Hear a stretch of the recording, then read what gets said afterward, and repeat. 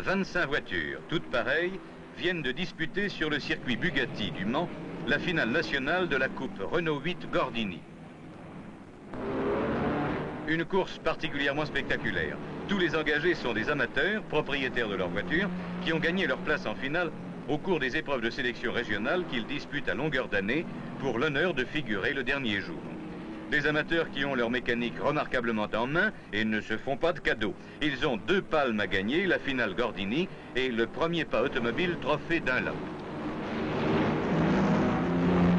Mais peut-on encore appeler amateurs ces finalistes champions du dérapage contrôlé qui se préparent pendant 1 an pour ces 3 heures sur le circuit Bugatti, durant lesquelles ils dévorent presque 350 km.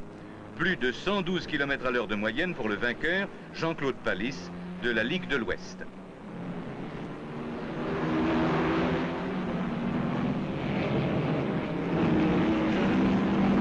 Une belle épreuve de fin de saison sur le circuit de la Pinède-Mancel. Monsieur Gordini, on vous appelait le sorcier de la petite voiture. Pourquoi, à votre avis?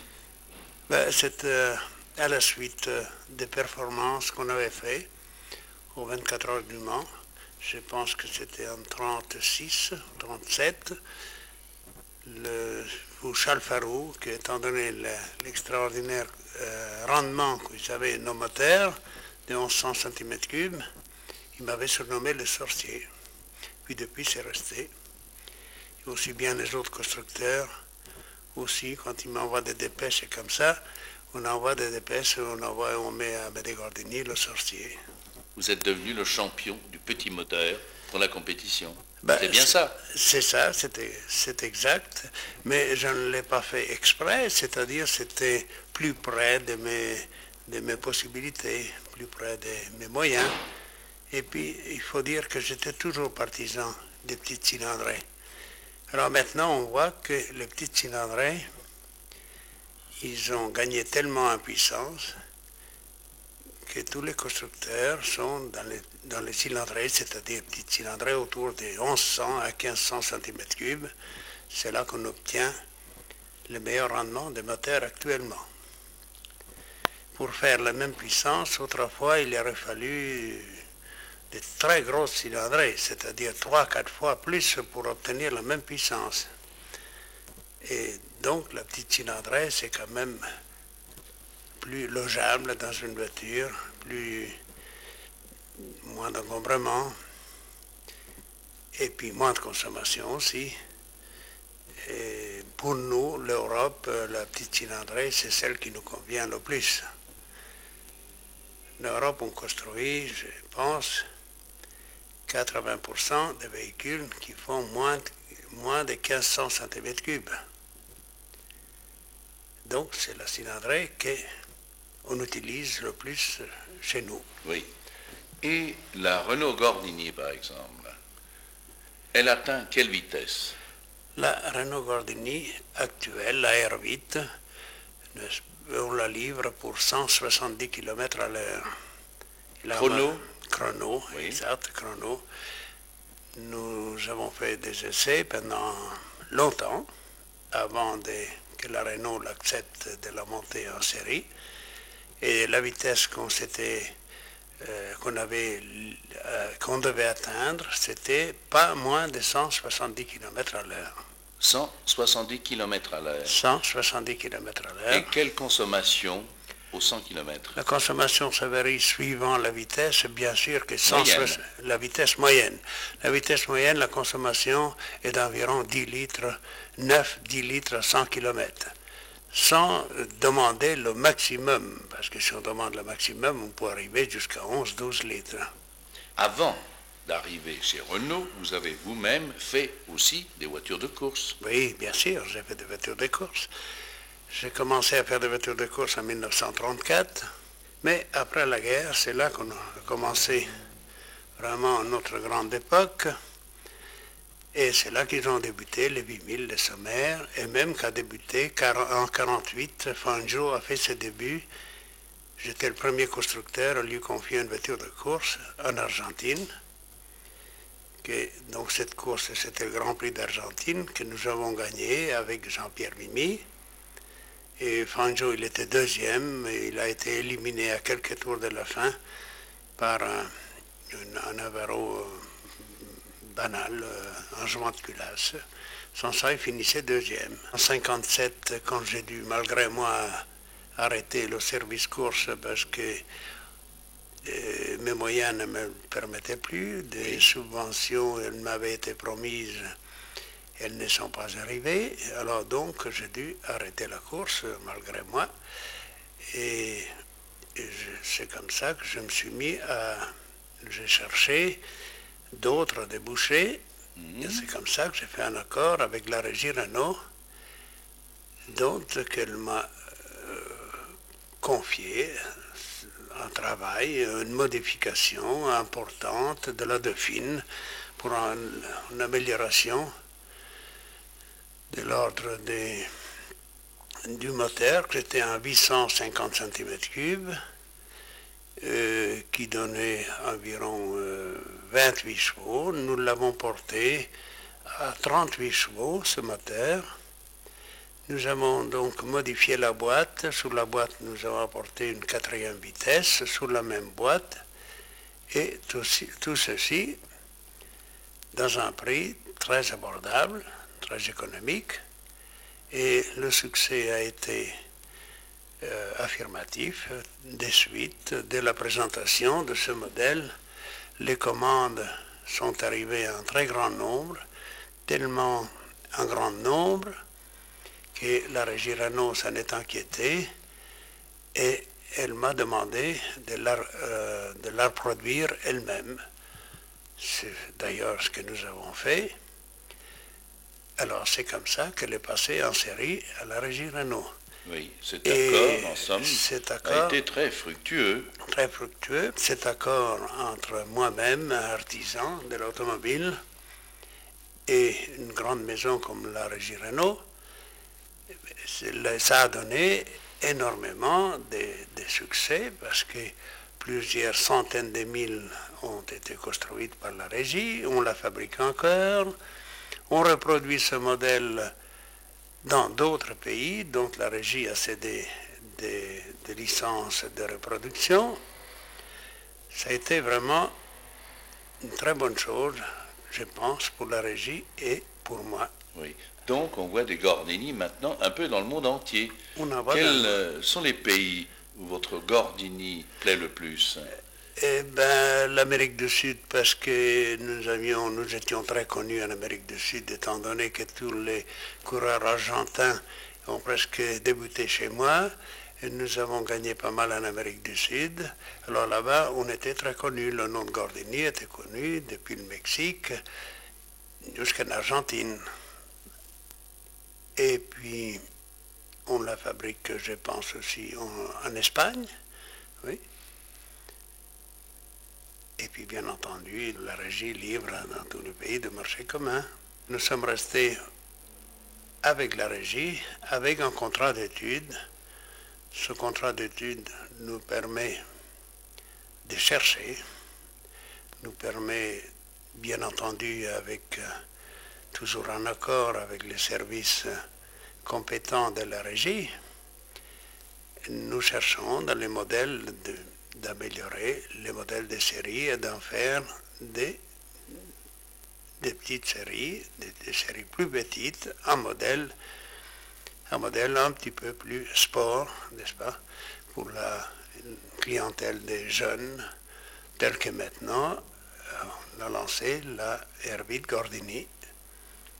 Le moteur que sur le vent d'essai actuellement, c'est un moteur que nous l'avons étudié nous-mêmes dans mon usine.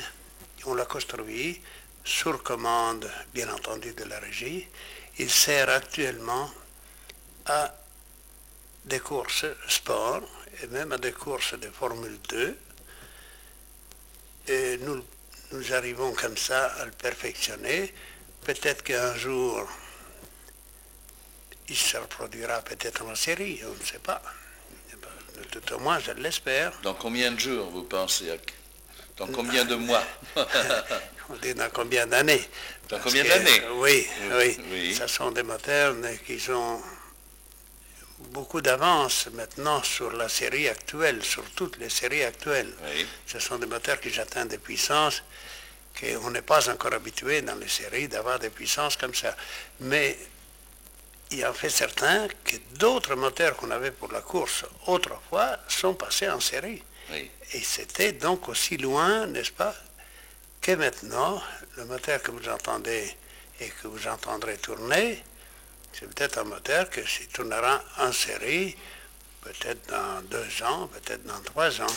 Oui, et toujours dans la même cylindrée, entre 1100 et 1500. Entre 1100 et 1500, Oui. oui. Et dans votre pensée, quelle sera la vitesse qu'il atteindra, chrono, ce moteur-là que vous avez sur votre banc d'essai?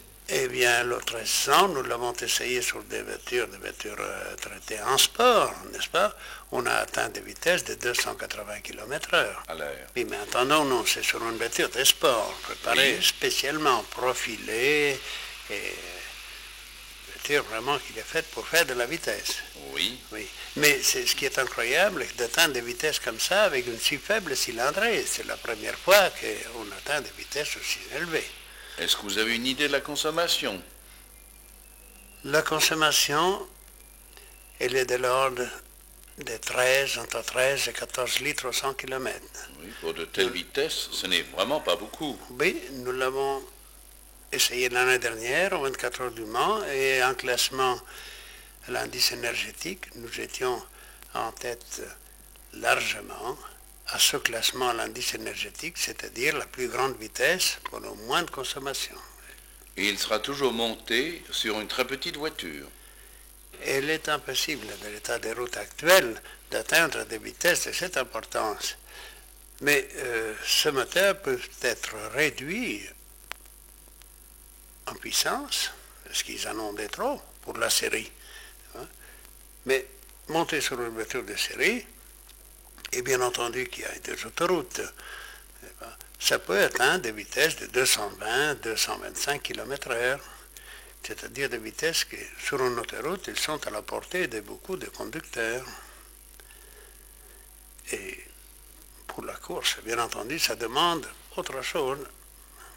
Dans la voiture de série, dans votre pensée, ce moteur sera toujours à l'arrière. Non, il peut être mis à l'avant aussi. Ça dépend du modèle de carrosserie, des places qu'ils veulent obtenir, n'est-ce pas? Ça fait l'objet de d'autres études, n'est-ce pas? Le moteur, maintenant, on peut le mettre aussi bien à l'avant, étant donné ce faible encombrement. Donc, il peut être placé à l'avant ou à l'arrière. Ça, les constructeurs ont ces idées là-dessus. Remarquez que c'est encore très vague actuellement. Il y en a qui le mettent à l'avant, il y en a qui le mettent à l'arrière. Ce sont des essais. Après, ils reviennent, ils cherchent d'autres solutions. Maintenant, il y en a qui le mettent en travers. Enfin, le moteur, il faut toujours le mettre quelque part.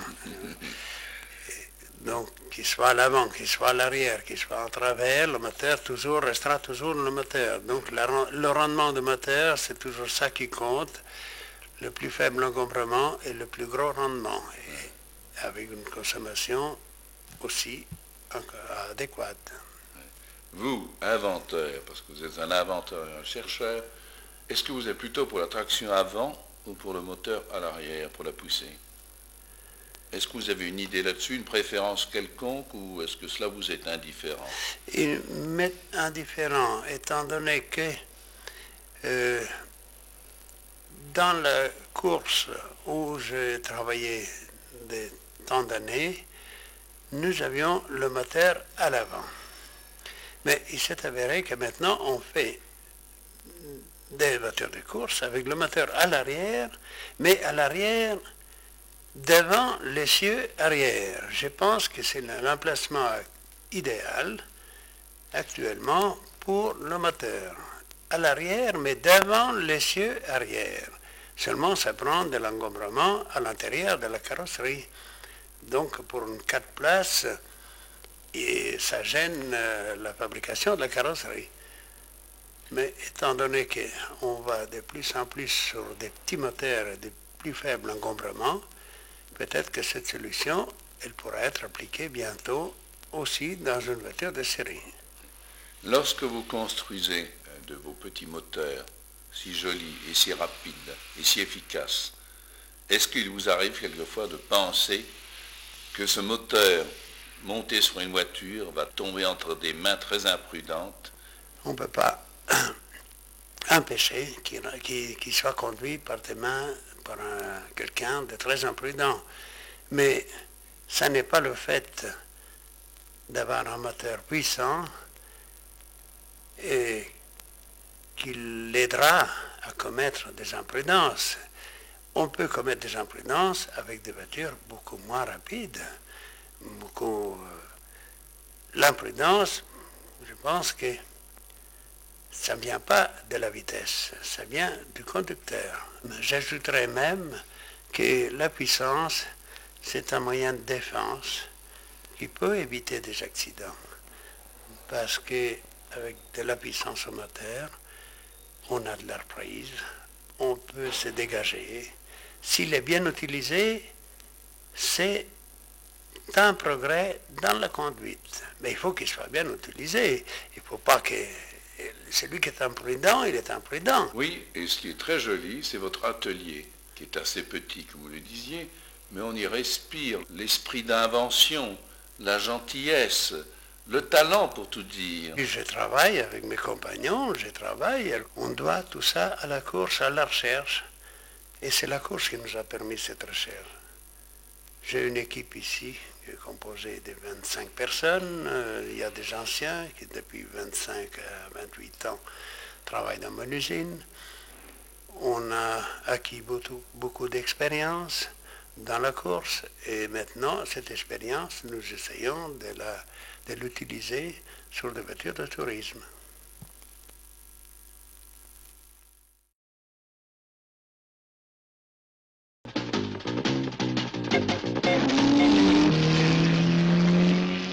Ils étaient 200 engagés au début de l'année, dont 40 ont été sélectionnés pour disputer au fil des mois les épreuves de la Coupe nationale Gordini qui touche aujourd'hui à sa fin pour 1969.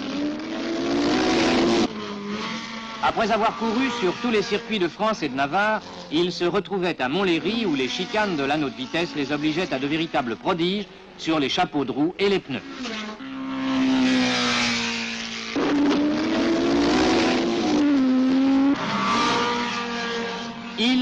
Ce sont ces jeunes amateurs possesseurs de leur R8 Gordini pour lesquels ce genre d'épreuve est le tremplin qui peut leur ouvrir le chemin de la véritable compétition automobile. Leur rêve est aussi, il faut bien le reconnaître, une certaine mode pour qui veut être jeune et dans le vent.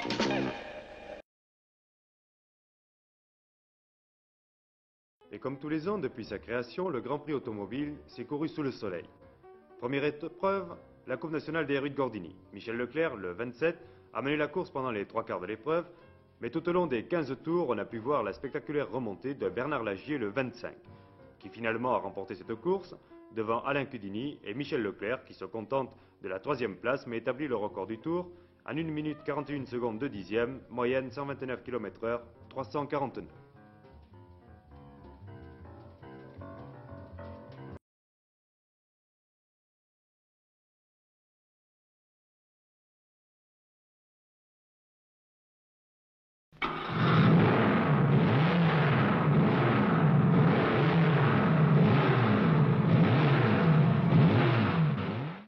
Voici les moments forts de cette incomparable formule de promotion organisée par le magazine Moteur. J'assiste aux compétitions des R8 Gordini timidement, mais à moi-même, je vous assure que j'en suis très émotionné chaque fois que je vois ces courses, toutes ces voitures bleues, toute cette jeunesse.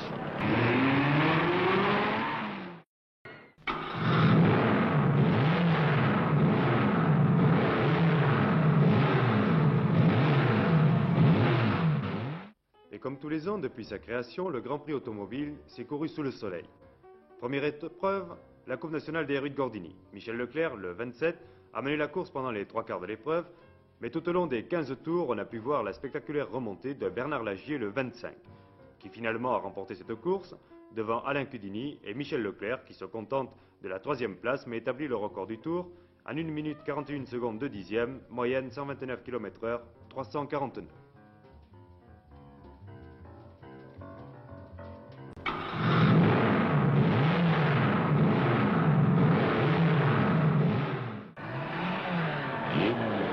Je vais les voir des fois derrière dans les box où ils préparent sa mécanique. Ça me donne des souvenirs. Quand j'étais jeune, j'en faisais autant. Fixé. Que c'est peut-être pas la véritable voiture de course, mais c'est quand même la voiture qui lui permet de se mesurer avec les autres, à égalité.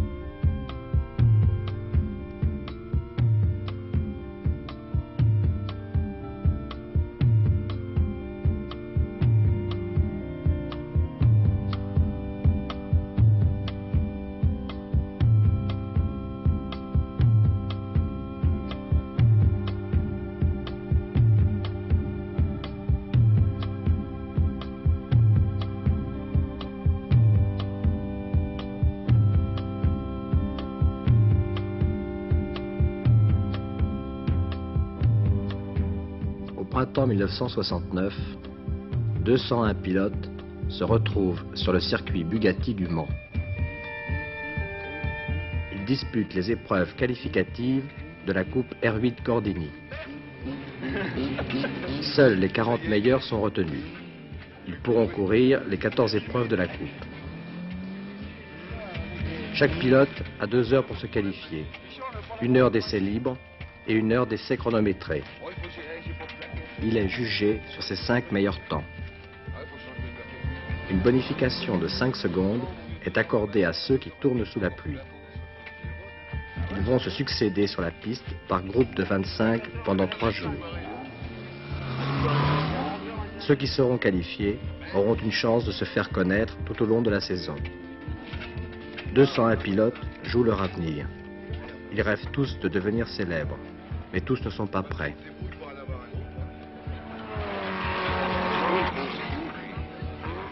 Tu as Givon? Allô, moteur en route, départ dans 2 minutes. Chez nous 2-8. Il est venu tout seul, sans aucune aide. Il a rencontré hier soir un mécanicien qui l'assiste sur la piste. C'est un garçon qui n'est pas bien dans le coup, hein. Il n'est pas très au courant du pilotage. Il n'y a pas longtemps qu'il a cette voiture. Par un temps comme ça, c'est un peu humide, un peu gras. Un coup de volant un peu tard, un coup de frein un peu tard, puis c'est la catastrophe. D'ailleurs, il a déjà fait un tête à queue. Hier, il en a fait 15 dans la matinée, il paraît, qu'il nous a dit. La peur joue, non? La peur, énormément, oui. Énormément, parce que c'est la première fois que je cours sur piste et c'est très très dur. Qu'est-ce que vous avez fait avant? Rien, j'avais une 4L et je m'amusais à faire des temps ahurissants, mais en montagne. Des temps ahurissants en montagne. Mais jamais sur piste. Et j'avoue que c'est quand même très très effrayant. C'est la première fois? C'est la première fois. Et je pense pas du tout être qualifié. Mais ça compte beaucoup pour vous, la compétition automobile? Oui, pour moi c'est tout. J'ai une profession et puis si je pouvais la lâcher pour être coureur automobile, je le ferais. C'est quoi votre profession? Boucher. Je crois que c'est peut-être un garçon qui est peut-être pas très conscient du problème que représente le pilotage et c'est impur, quoi. Il ne fut pas qualifié.